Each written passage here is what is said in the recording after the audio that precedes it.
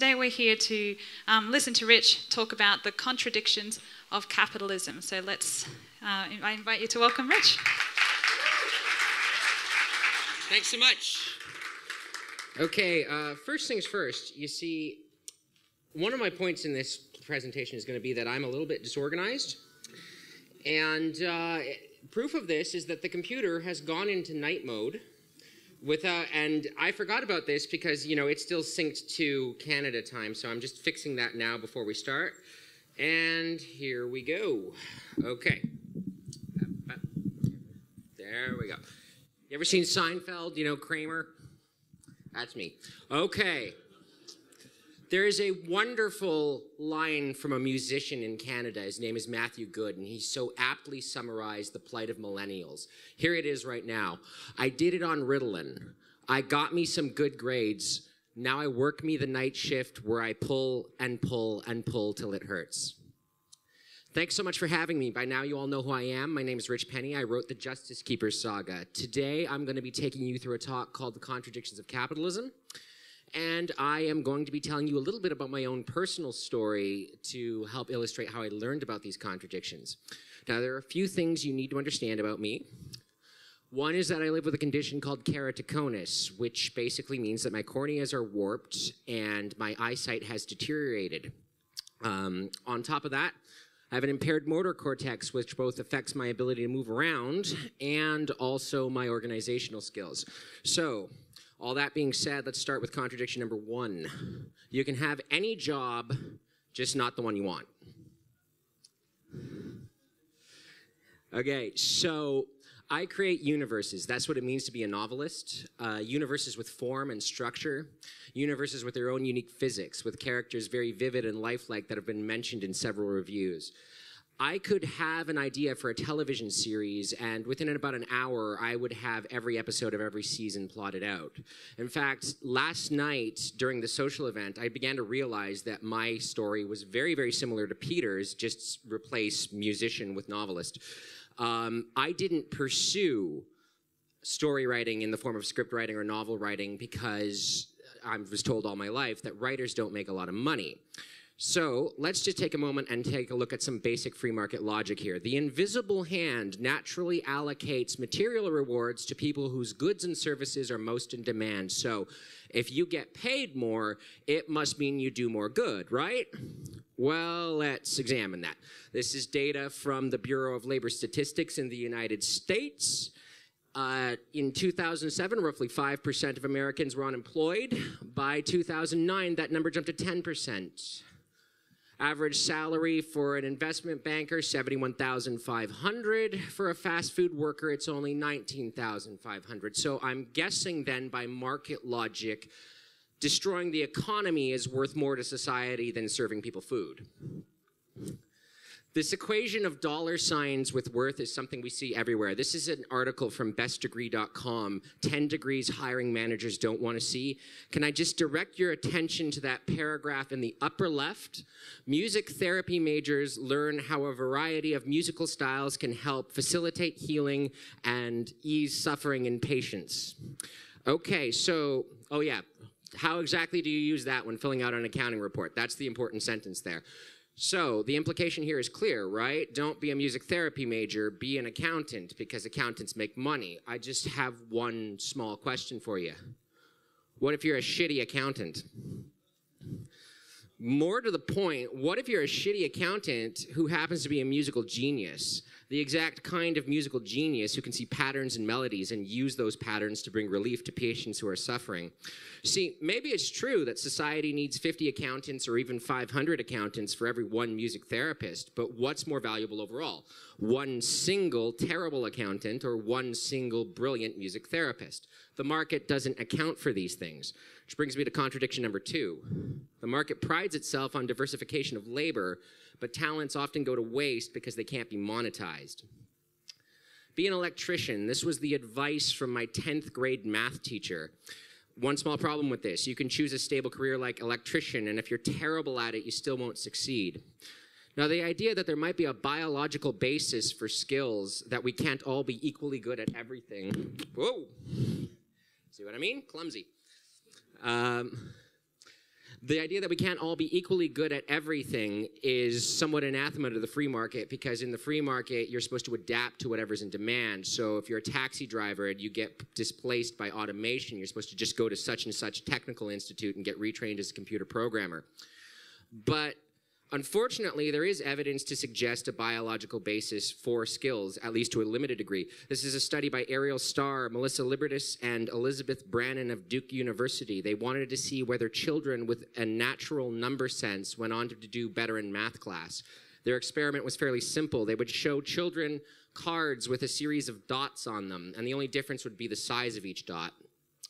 And they would do this with infants about 6 months old, and they would show the infant 4 or 5 cards with the same number of dots, and then a new card with a different number. Now, some of these infants would notice and they would react, others wouldn't. And what our researchers found was that the infants who reacted went on to become children who did better in math class. Here's their research. Given that the correlation between number sense acuity and math achievement holds into adulthood, and given that adults in math-literate societies have, on average, slightly higher innate number sense than adults from cultures without systemic count lists, it seems likely that there are bidirectional influences between number sense and math achievement. Nevertheless, the present finding that number sense acuity in infancy predicts number word knowledge and math scores in early childhood suggests that the influence of number sense acuity on math achievement precedes exposure to verbal counting and math education. This finding is therefore most consistent with the hypothesis that number sense acuity has a causal influence on math achievement. So to break that down for you in simple terms, if you practice with mathematics, you will develop a better number sense over time. But if you're born with a naturally high number sense, you're probably going to do better in math class. Similar studies can be done with music. This is research performed by Miriam Mosey of the Karolinska Institute in Sweden. She wanted to see if there was a genetic basis for musical talent, and she did this by having twins perform with musical instruments. One twin would practice and the other wouldn't. I don't have time to take you through the whole article, but can we just, you probably can't see it, but can we just direct your attention to that bottom paragraph? 2 twins could have an equal level of musical ability no matter how much more one twin practiced compared to the other. In one instance, a twin practiced 20,228 hours more than his brother, but still had the same musical ability as the other twin. Yeah, so unfortunately, in the market, whether or not you are capable of thriving in a certain career is never factored into the calculation of whether or not you should have access to basic resources for survival. It's a sad reality, but there are some people who will never be skilled mathematicians. There will some people who will never be skilled musicians, and there are some people who will never be skilled accountants. This diversity is actually a good thing because our wide range of talents allows us to come together and build things together. But unfortunately, capitalism doesn't look at you and your individual strengths and decide and give you an opportunity to apply those strengths. Rather, you have to adapt to whatever happens to be in demand. And which brings me to contradiction number 3. Capitalism glories in individualism, but it treats people as interchangeable cogs in a machine. Workers who are displaced through automation or outsourcing can be retrained for new jobs. That's the story we're always told. Low-skill work gets automated, allowing people to move into more rewarding, high-skilled professions. That's the myth. Unfortunately, it's just not true. This is data from David Autor of MIT. This graph is fairly simple. Each one of these colored curves represents a different decade. Everything above the red line is job growth. Everything below is job losses. On the left-hand side, we have low-skilled, low-paying jobs. And over here on the right, we have high-skilled, high-paying jobs. So what is this graph telling us? Well, if you look at the blue curve, which represents the 1980s, you see a dip in low-skilled, low-wage jobs and growth in high-skilled, high-wage jobs. So great, right? Unfortunately, if you look at the 2 most recent decades, symbolized by the yellow and green lines, you have the exact opposite phenomenon. An explosion in low-skilled, low-wage work, very minor growth or even losses in high-skilled, high-wage work. This is Autor's research. Figure 5 contributes 3 nuances to the occupational polarization story above. First, the pace of employment gains in low-wage, manual, task-intensive jobs has risen successively across periods. Second, the occupations that are losing employment share appear to be increasingly drawn from higher ranks of the occupational skill distribution. For example, the highest ranked occupation to lose employment share during the 1980s lay at approximately the 45th percentile of the skill distribution. In the final two subperiods, that rank rose still further to above the 75th percentile, suggesting that the locus of displaced middle skill employment is moving into higher skilled territories.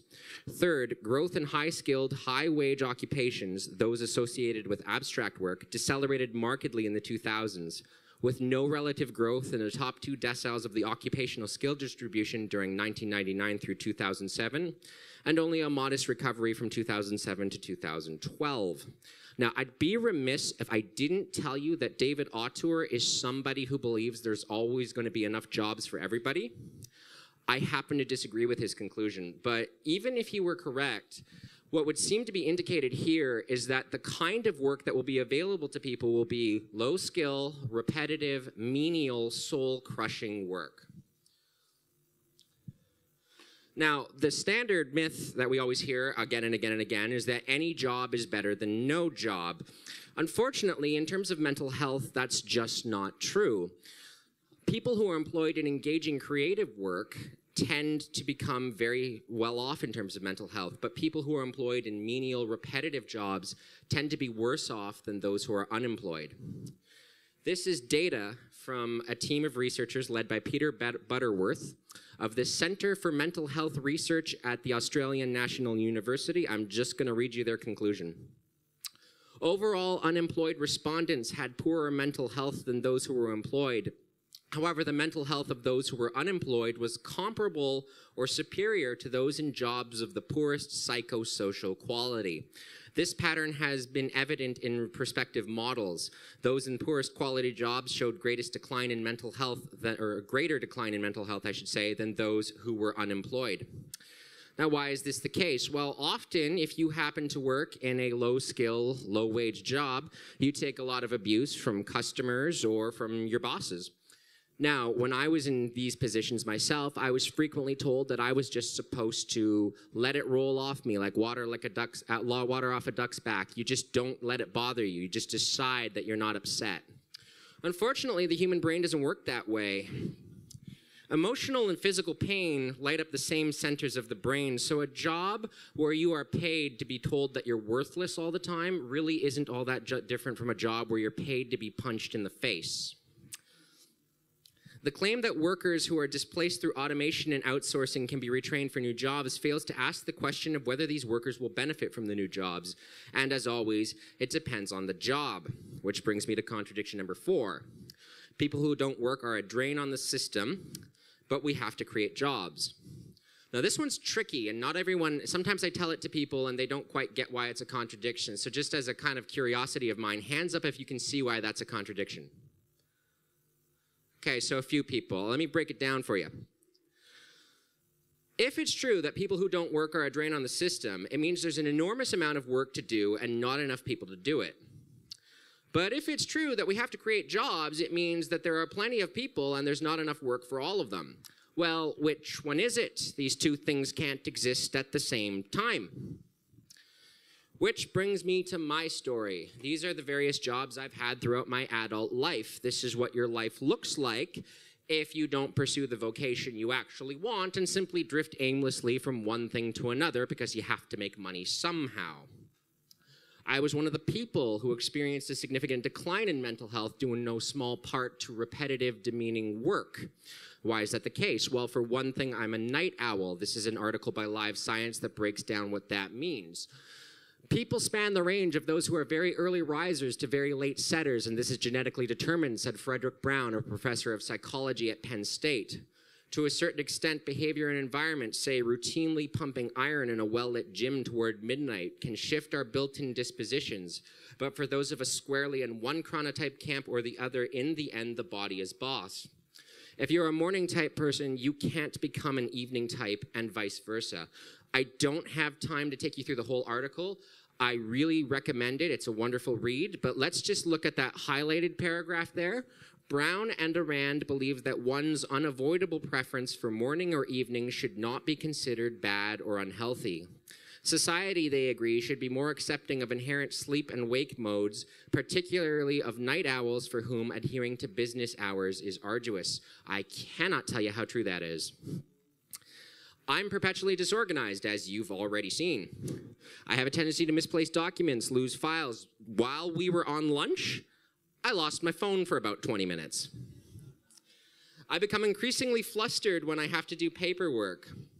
Now, why is this the case? Well, I'm not entirely clear on it, to be perfectly honest with you, but according to a neurologist who treated me, it has to do with an impairment to my motor cortex, which I've known about since I was about 5 years old. So your motor cortex does more than just control how you move your body. It also controls how you make sense of the physical space around you, including where things belong. All these difficulties made it very hard for me to get work done on time when I was an office clerk. I would have to double check and triple check everything. This is a normal aspect of my career for my entire life.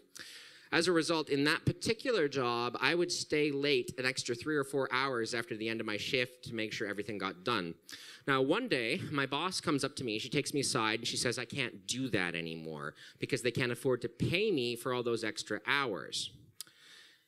So I had to either get my work done in the standard workday, or I was fired. So can you guess how I handled this? You got fired. Well, I did, but that's not, that was further along. See, I started by working for free. I would stay late the extra 3 or 4 hours, and I would just not log them. Well, after several weeks of this, there we go. After several weeks of this, my boss takes me into her office, tells me that I committed a fireable offense, accused me of falsifying payroll statements, and basically implied that I committed fraud. Now, I broke down in tears in front of this woman because I told her that the only reason I was doing it is I didn't want to be the person who dragged down the rest of the team. I wanted to help, I wanted to contribute, and I wanted to make sure things got done on time. She called me dishonest and untrustworthy and sent me on my merry way. Shortly after this, my eyesight began to deteriorate from the keratoconus I mentioned. I was living with constant nausea, dizziness, headaches. It's been corrected to a limited degree, but I still deal with it to some extent. I sank into a deep, dark depression because I couldn't hold on to a job for more than 4 to 6 months. I felt like I was worthless, of no use to anyone, and just a burden. I wanted to die. Now, I did a lot of things to come out of that depression. I took medication. I saw a therapist. I learned the cause of my fading eyesight and had it corrected to a limited degree. And I wrote a book. And then another book. And then one more. I also got involved with the Zeitgeist movement because the Zeitgeist movement helped me realize that I didn't need to justify my existence. I was perfectly entitled to exist and have access to my basic necessities just by virtue of being alive. In that time, I've developed a new philosophy. It's pretty radical. Are you ready for it? I only apply for jobs I actually want to do. See, this is me. Perpetually disorganized, a night owl, emotionally sensitive. I have been reprimanded for crying at work more than once. Socially awkward, prone to boredom. If you give me a repetitive task, which most jobs are, I have this tendency to zone out and start writing novels in my head. Nonconformist, hostile to authority, unable to multitask, that's part of the organization thing, and now on top of all that, I've got chronic pain. I could maybe overcome 1 or 2 of these things, but not all of them. In my late 20s, when I was really starting to hit rock bottom, I used to tell people in my life that I felt like I had to completely overhaul. Does 10 minutes mean I have 10 minutes left? Okay, we're going to be done in like 2. Sorry. Easily distracted. We should put that on the list. Okay, so as I was saying, I felt like I had to overhaul my entire personality, essentially rebuild myself from the ground up. I felt like I had to make myself into a robot that, you know, whatever the corporations wanted me to be. And I eventually said that I just couldn't do it. The amount of mental strain was just killing me. And the response you always get in a situation like that is just try harder. Go to bed at the same time every night. You will eventually become a morning person. Wrong. Develop a system. I love that because it's actually not advice. Develop a system and you will eventually become organized. Wrong. See, if you think about it, develop a system just means be organized and then you'll be organized. I did try harder.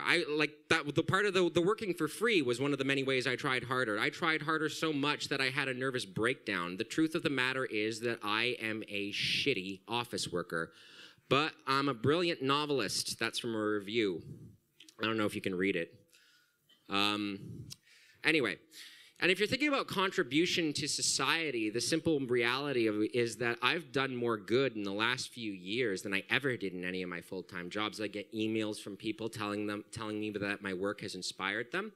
I get emails from people after these talks. Last year, it was like 300 Facebook friend requests, and like 70 of them were people who would say, Rich, I don't know what I'm doing. I feel completely alienated in this market system. I feel like I'm worthless and I don't know how to get by.